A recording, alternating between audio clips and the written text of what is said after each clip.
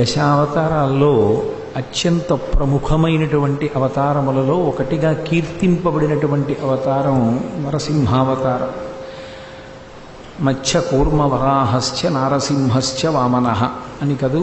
అందులో మత్స్యావతారం, కూర్మావతారం, వరాహావతారం తర్వాత వచ్చినటువంటి అవతారం నరసింహావతారం.